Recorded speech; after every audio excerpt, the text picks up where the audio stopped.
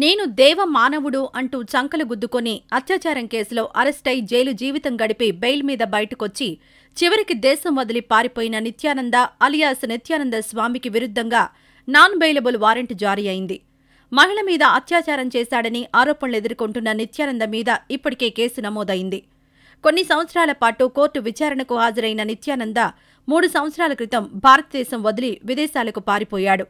ఇప్పటికే నిత్యానందకు వ్యతిరేకంగా blue corner నోటీసులు జారీ అయ్యాయి. ఇప్పుడు నిత్యానందకు నాన్ బెయిలబుల్ వారెంట్ జారీ కావడంతో ఆయన శిష్యులు హడలిపోయారు. బెంగళూరు నగరం శివార్లలోని బిడిదిలో నిత్యానంద అలియాస్ నిత్యానంద స్వామి ఆశ్రమం ఉంది. నేను దేవ మానవుడు అంటూ గొప్పలు చెప్పుకున్న నిత్యానంద దేశ విదేశాల్లో భారీ సంఖ్యలో భక్తులను ఆకర్షించాడు. బిడిదితో పాటు తమిళనాడు, ఇతర రాష్ట్రాల్లో నిత్యానంద ఆశ్రమాలు పెట్టి ఆయన ఆశ్రమాలకు వచ్చి వెళ్తున్న భక్తులకు హితోపదేశం చేశారు.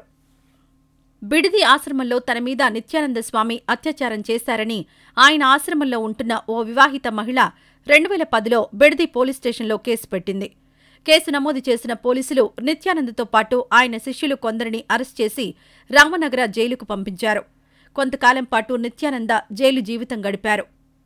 జైలు జీవితం గడిపిన నిత్యానందకు బెయిల్ మంజూరు కావడంతో ఆయన జైలు నుంచి బయటకొచ్చారు. బెయిల్ మీద బయటకొచ్చిన నిత్యానంద తర్వాత అత్యాచారం కేసు విచారణకు హాజరయ్యారు.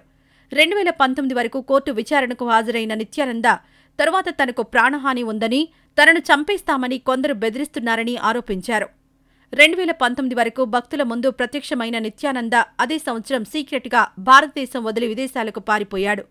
కైలాసం అనే దేశాన్ని సొంతంగా స్థాపించుకున్న నిత్యానంద కైలాసం దేశానికి నేనే రాజు, నేనే మంత్రి అంటూ చలామణి అవుతున్నాడు.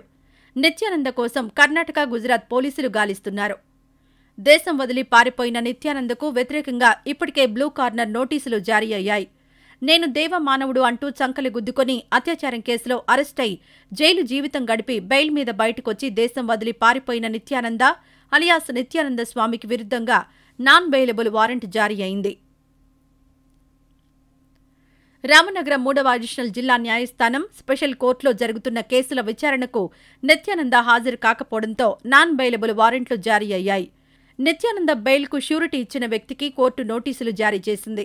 నిత్యానంద కోర్టుకు హాజరు కాకపోతే ష్యూరిటీ ఇచ్చిన వ్యక్తి ఆస్తిని జప్తు చేసే అవకాశం ఉందని న్యాయవాది అంటున్నారు.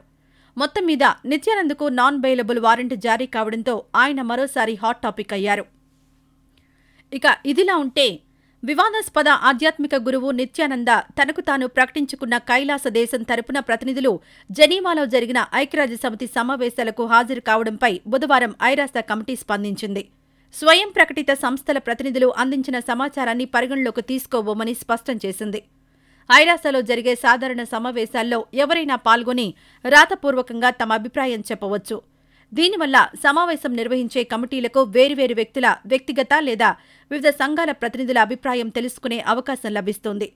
యూఎన్ చేపట్టే కార్యక్రమాలకు సంబంధించి రూపొందించే ప్రణాళికల్లో వాటిని పరిగణలోకి తీసుకునే అవకాశం ఉంటుంది. ఫిబ్రవరి 24న ఐరాస ఆధ్వర్యంలో ఆర్థిక, సామాజిక, సాంస్కృతిక హక్కుల కమిటీ సుస్థిర అభివృద్ధి అనే అంశంపై బహిరంగ చర్చా వేదికను నిర్వహించింది. ఇందులో యునైటెడ్ స్టేట్ ఆఫ్ కైలాస ప్రతినిధులమని పేర్కొంటూ 2 వ్యక్తులు పాల్గొన్నారు. వారు వ్యక్తపరిచిన అభిప్రాయాలను యూఎన్ పరిగణలోకి తీసుకోదు అని ఐరాస ప్రతినిధి ఒకరు ఓ జాతీయ వార్తా సంస్థకు తెలిపారు. ఐరాస సమావేశాల్లో కైలాస దేశ ప్రతినిధులమని చెబుతూ 2 వ్యక్తులు హాజరయ్యారు. వారిలో విజయప్రియ నిత్యానంద అనే ఓ మహిళ తనని తాను ఐరాసలో కైలాస దేశ ప్రతినిధిగా పరిచయం చేసుకుంది. నిత్యానందను భారత్ వేధిస్తుందని ఆరోపించింది. దీంతో కైలాస దేశాన్ని ఐక్యరాజ్యసమితి అధికారికంగా గుర్తించిందా లేదా అనే సందేహాలు మొదలయ్యాయి. తాజాగా వీటిపై ఐరాస వివరణ ఇచ్చింది. వారు మాట్లాడిన అంశాలను పరిగణలోకి తీసుకోవడం లేదని స్పష్టం చేసింది. అత్యాచారం, అపహరణ వంటి పలు కేసుల్లో ఆరోపణలు ఎదుర్కొంటున్న నిత్యానందపై భారత్లో నాన్ బెయిలబుల్ వారెంట్ జారీ అయిన సంగతి తెలిసిందే.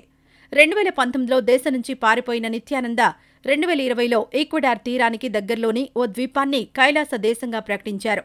ఆ దేశంలో 2 బిలియన్ల మంది హిందువులకు ప్రాతినిధ్యం వహిస్తున్నట్లు పేర్కొన్నాడు.